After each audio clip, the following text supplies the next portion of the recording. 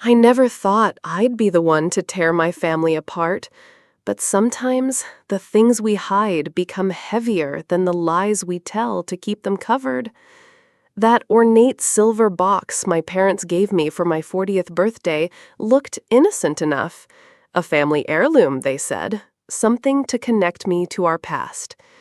If you're watching this, you probably know how these stories go. The shiny wrapping paper, the tearful thank yous, the obligatory display on a shelf. But what you don't know is what happened 3 weeks later when my 8-year-old daughter, Emma, whispered something that made my blood run cold. "Mommy, why does Grandma have pictures of another family inside her special box?" That whisper unraveled 40 years of lies, 3 generations of secrets, and changed everything I thought I knew about myself. If you've ever discovered your life was built on a foundation of lies, hit that subscribe button. My story might just help you find your way through yours. Growing up in suburban Connecticut, I was always the perfect daughter in my mother Diane's eyes. The one who made honor roll, who played first chair violin, who never questioned the tight control she maintained over our household. My father, Robert, was a gentle, quiet presence who worked long hours at his accounting firm and deferred to my mother on all family matters. My older brother, James, rebelled early, escaping to college in California and rarely returning for holidays. But I stayed, desperate for my mother's approval, even as she critiqued everything from my weight to my choice in friends. Family gatherings were meticulously orchestrated productions where appearance mattered more than authenticity. My mother's side of the family, the prestigious Caldwells, dominated our lives with their old New England money and expectations. My father's family was notably absent, explained away with vague references to family disagreements and different values. When I was 12, I once asked about my paternal grandparents during Thanksgiving dinner. The silence that fell over the table was suffocating. Later that night, I overheard my mother hissing at my father. "We agreed never to discuss them. Do you want her to know what kind of people they really are?" I still remember my Sweet 16 party, an elaborate affair at the country club with a guest list my mother curated. When my best friend Zoe showed up with vibrant blue hair, my mother pulled me aside, her nails digging into my arm. "Get that girl out of here before she ruins the photographs," she whispered. I can still feel the humiliation burning my cheeks as I asked Zoe to leave, watching her confused face as she walked away. I lost a friend that day, but gained my mother's approving nod. The pattern continued through college, my wedding to David, and even as I raised Emma. My mother was always there, offering guidance that felt more like commands. David noticed it early in our marriage. "Your mom doesn't offer suggestions, Ash. She issues directives." But I defended her, insisting that she just wanted what was best for me, for us. The silver box was supposed to be the grand gesture, a peace offering after a particularly tense argument about how we were raising Emma. My mother had criticized our decision to send Emma to public school instead of the prestigious private academy she'd selected. "The Caldwells have attended Westridge Academy for generations," she'd insisted. For once, I stood my ground, and we didn't speak for weeks. Then came my birthday dinner. My parents arrived with the ornate silver box, wrapped in expensive paper with a silk ribbon. "This has been in the Caldwell family for generations," my mother announced as I opened it. "It belonged to your great-grandmother, Elizabeth. I've kept it safe all these years, waiting for the right time to pass it on." Inside was a beautiful antique jewelry box with intricate engravings. A secret compartment, my mother explained, held special family mementos, though she was suspiciously vague about what those might be. "Every Caldwell woman has added something meaningful to it," she said. "Now it's your turn." What I didn't know then was that the box held a secret that would shatter everything I thought I knew about my family and myself. A secret my daughter would innocently discover while playing with what she thought was just a pretty new toy in Grandma's house. A secret that had been carefully maintained for 4 decades through elaborate lies, carefully constructed family narratives, and the systematic erasure of an entire branch of my family tree. The weeks following my birthday were surprisingly peaceful. The silver box sat on my dresser, admired but largely untouched. My mother had invited us for Sunday dinner at their colonial-style home in Greenwich, a peace offering I gratefully accepted. David was traveling for work, so it would just be Emma and me. "Wear something nice," my mother texted that morning. "The Hendersons are joining us." The Hendersons, my mother's oldest friends and fellow Connecticut aristocracy. Their son Bradley had been my mother's first choice for my husband, a fact she still occasionally mentioned despite 15 years of my happy marriage to David. I chose a conservative navy dress that I knew would meet with my mother's approval and dressed Emma in a smocked floral outfit my mother had purchased for her. "Do I have to wear this, Mommy?" Emma complained. "It's itchy." I felt a pang of guilt as I smoothed her hair. "Just for a few hours, sweetie. It makes Grandma happy." When we arrived, my mother answered the door in pearls and a tailored dress, kissing the air beside my cheeks. "Ashley, darling, Emma, don't you look precious?" She ushered us inside where my father sat with Richard and Margaret Henderson, all holding crystal tumblers of scotch. The house smelled of roast beef and furniture polish, the scent of my childhood. Dinner progressed with the usual forced pleasantries. My mother dominated the conversation, weaving tales of Caldwell family accomplishments through the generations. Ashley's great-grandfather was instrumental in establishing the Westridge Academy Scholarship Fund, she told the Hendersons, though I'd heard this story countless times. Education and service have always been Caldwell values. Emma fidgeted beside me, clearly bored by adult conversation. "May I be excused?" she finally asked. My mother nodded indulgently. "Why don't you go look at Grandma's collections in the sitting room? Just be very careful with everything." As coffee and dessert were served, my mother turned the conversation to Emma's education again. "I've spoken with Headmaster Phillips at Westridge," she announced, as if the matter were already decided. "He's agreed to review Emma's application personally for next fall." "Mom," I said carefully, feeling the familiar tightness in my chest that accompanied any disagreement with her, "David and I have already decided that Emma will stay at Lakeside Elementary. She's happy there, and her test scores are excellent." My mother's smile remained fixed, but her eyes hardened. "Ashley, dear, we've discussed this.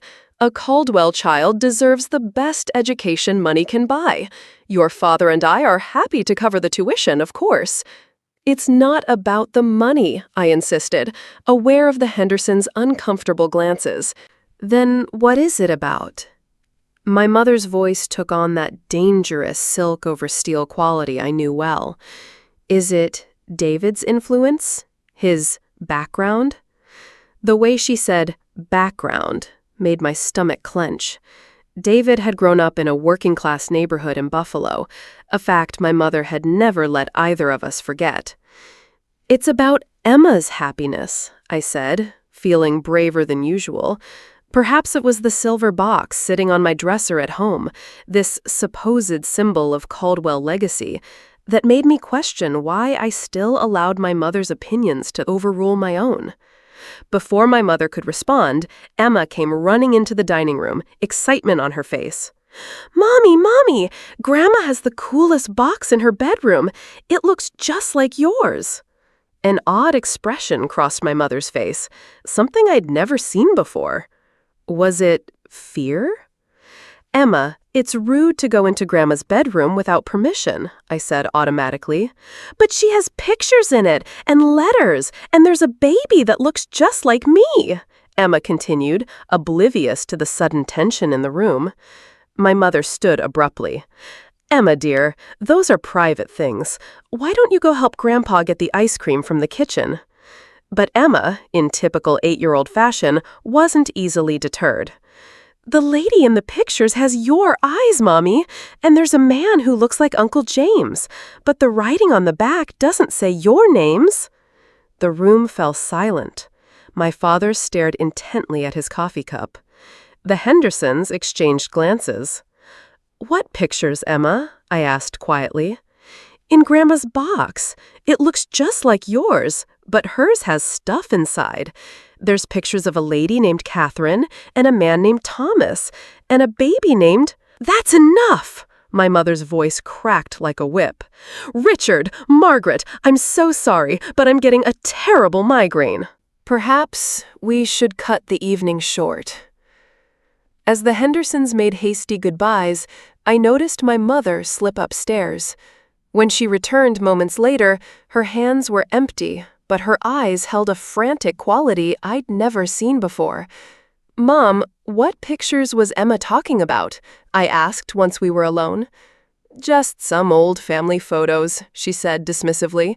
"Nothing important." "Then why—" "Ashley," my father interrupted, his voice unusually firm. "Not now." The drive home was quiet, with Emma dozing in the back seat. My mind raced with questions. Who were Catherine and Thomas? Why had my mother reacted so strongly? And why did the baby in those photos look like Emma? That night, I examined the silver box on my dresser more carefully. It was beautiful, certainly old, with the Caldwell family crest engraved on its lid. But as I ran my fingers along its edges, I noticed something odd. There was no secret compartment like my mother had described. In fact, the box seemed to be merely decorative, not functional at all. A chill ran through me as I realized the box my mother had given me wasn't the same as the one Emma had found in her bedroom, the one that apparently held secrets my mother wanted desperately to keep hidden. For 3 days, I tried to convince myself that I was overreacting. I called my mother twice, but each time she deflected my questions about the box and the mysterious photos. "Ashley, I don't have time for this nonsense. I'm hosting the hospital charity luncheon on Saturday, and we have 24 of Greenwich's most influential donors attending."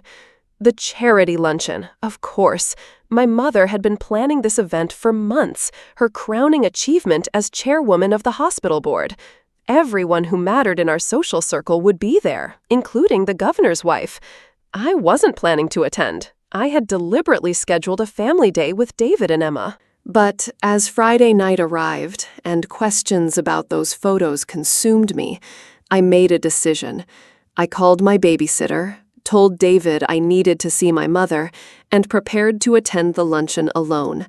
Saturday morning, I dressed in a conservative Chanel suit, another gift from my mother, and drove to the Greenwich Country Club. The ballroom was transformed with white orchids and crystal, my mother holding court near the entrance in a pale blue St. John knit. She faltered when she saw me. "Ashley, I didn't think you were coming." "I need to talk to you, Mom." "Not now, darling. The governor's wife just arrived." She squeezed my arm a little too tightly. "We'll chat later. Just enjoy yourself." The luncheon proceeded with excruciating slowness. My mother gave a flawless speech about community service and generational commitment to healthcare. "The Caldwell family has supported this hospital for 4 generations," she announced proudly. "Values of service and excellence are in our blood." Blood, family, generations. Each word felt like a stone dropping into the pit of my stomach.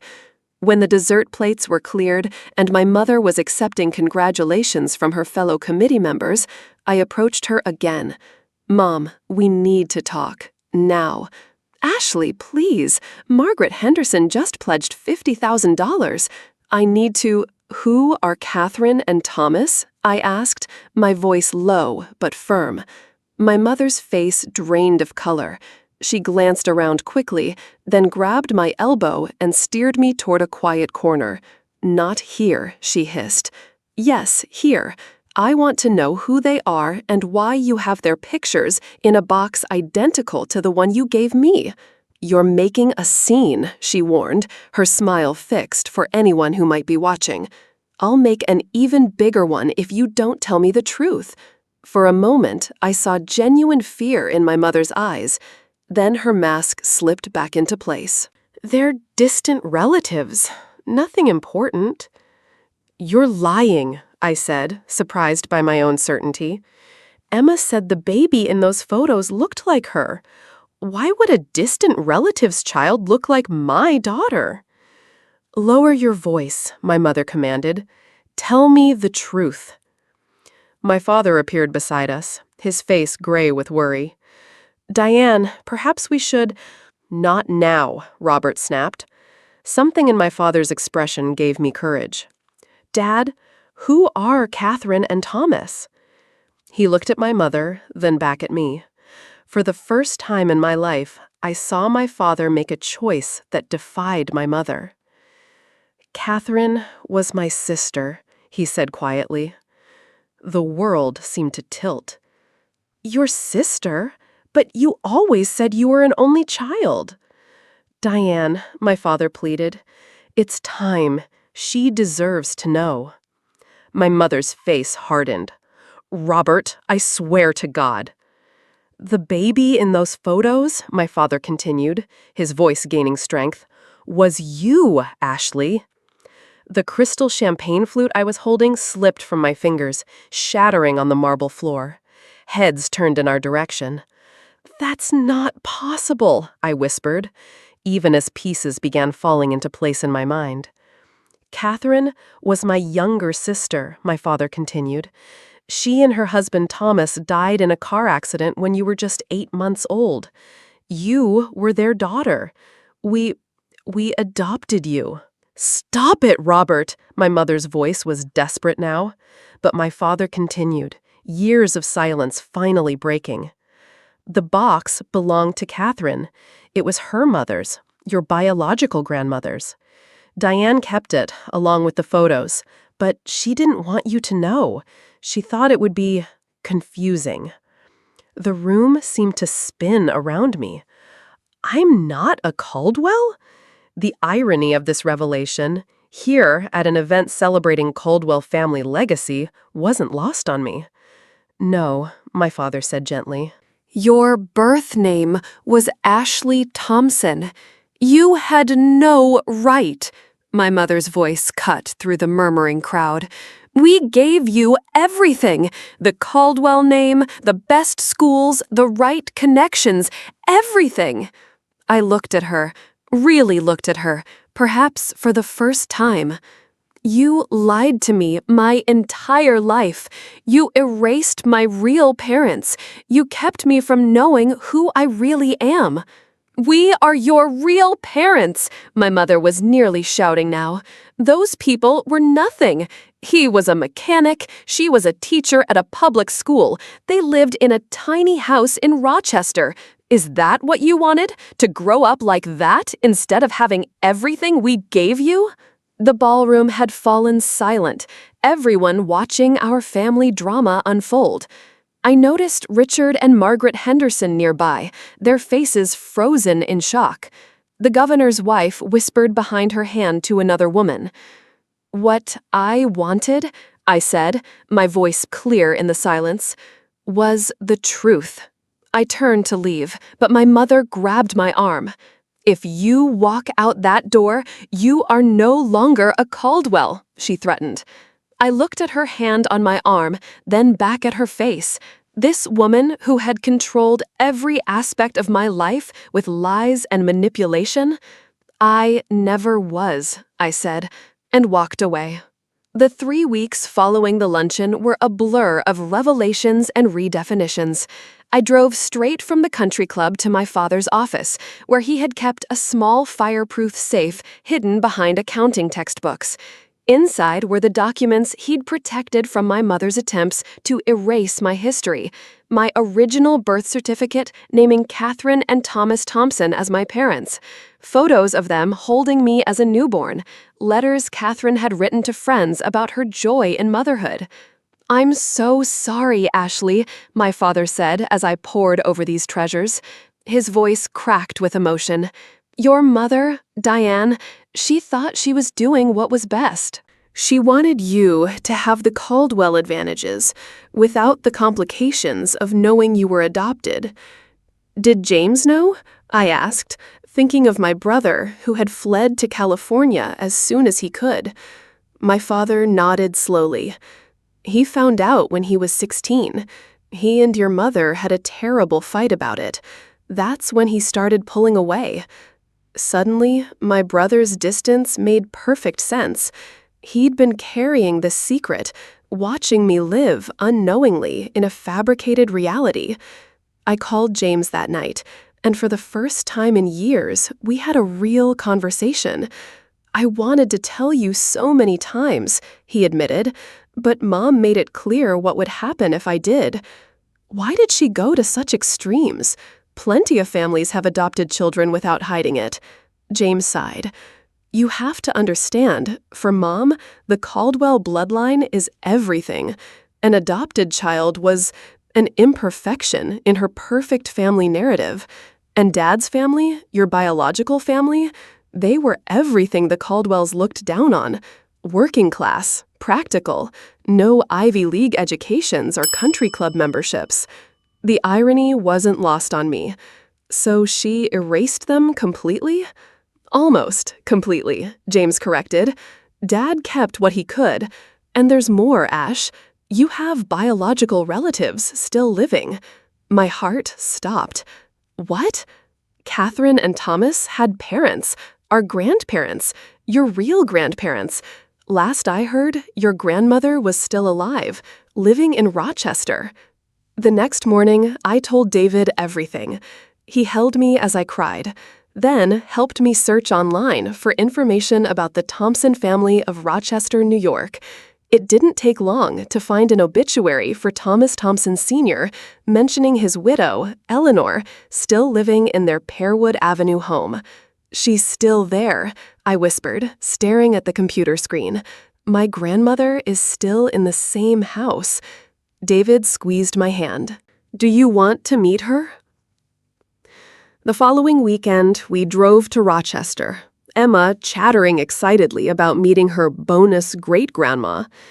The modest two-story house on Pearwood Avenue had a well-tended garden and wind chimes hanging from the porch. My hands trembled as I rang the doorbell.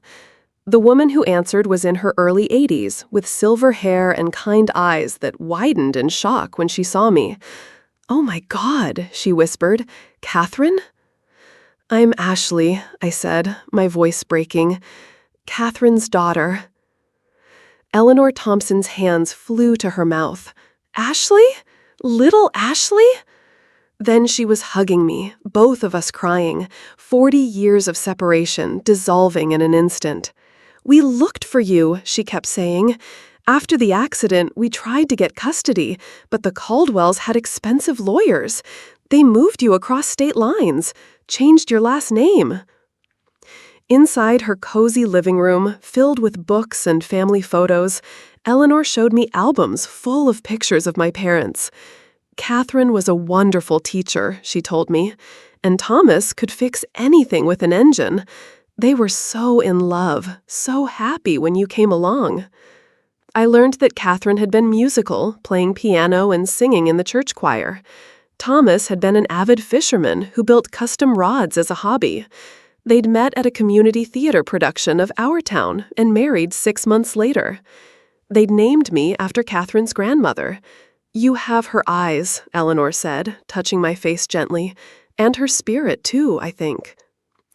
Over the following months, I discovered an entire family history I'd never known. Eleanor introduced me to cousins, shared family recipes, and told stories about my parents that made them real to me for the first time.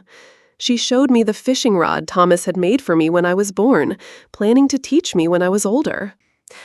I learned that my musical ability hadn't come from the Caldwells after all, but from my mother, Catherine. My relationship with the Caldwells fractured along predictable lines. My mother refused to speak to me, sending a formal letter through her attorney stating that I had been removed from her will.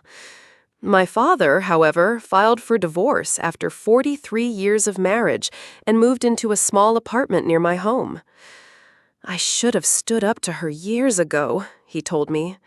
"I was a coward, and you paid the price." James came home for Christmas for the first time in a decade, bringing his long-term partner, whom my mother had never approved of. We invited Eleanor to join us, and she brought Catherine's old recipe for cinnamon rolls and Thomas's collection of carved wooden ornaments he'd made during their marriage. The silver box my mother had given me remained empty on my dresser, a symbol of the false legacy she'd tried to create. But Eleanor brought me another box, a simple wooden one Thomas had crafted for Catherine as a wedding gift. Inside were my mother's favorite earrings, letters she'd written to my father during their courtship, and a tiny silver baby rattle with my initials. "This belongs to you now," Eleanor said, "your real inheritance." The most unexpected development came 6 months after the luncheon confrontation. My mother appeared on my doorstep, looking smaller somehow, less formidable. "I brought these," she said, holding out a stack of photos, the ones Emma had discovered in her bedroom. "They should be with you." I invited her in, surprised when she accepted.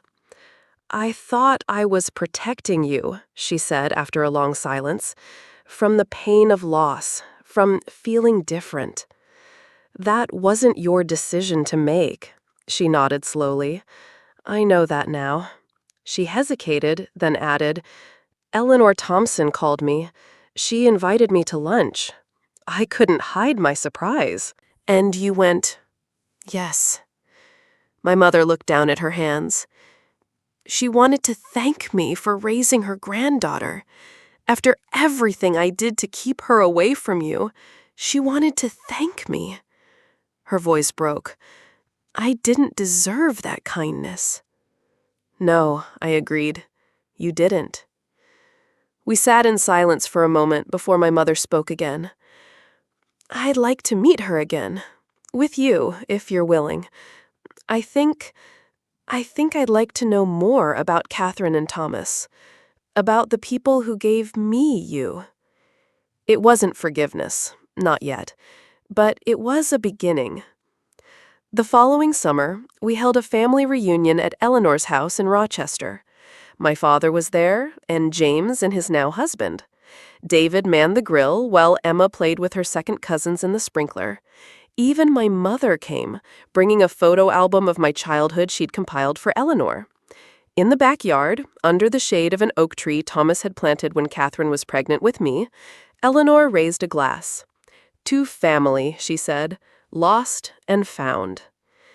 As I looked around at these people, this beautifully imperfect blend of the family I was born to and the family I'd made, I finally felt whole. The silver box and all it represented was behind me. My true inheritance wasn't a name or social status, but the love that had searched for me for 40 years and never given up. Today, that wooden box sits on my mantel, filled with treasures from both sides of my story, photos of the Thompsons and select memories from my life as a Caldwell. Emma loves to look through it, asking questions about the grandmother she never met and the great-grandmother who waited 40 years to hold her. Identity isn't something given to us. It's something we discover and create throughout our lives. My parents' gift, that seemingly innocent silver box, led me to a truth that was painful but ultimately healing. It taught me that family isn't defined by blood or status, but by honesty, acceptance, and love. If something in my story resonates with you, please hit that subscribe button. Whether you're searching for your own truth or supporting someone through theirs, remember that authenticity, however difficult, is always worth fighting for. Share your story in the comments below and join me next week when I talk about rebuilding family relationships after secrets have been revealed. Because sometimes the most beautiful things in our lives emerge from the pieces of what was broken.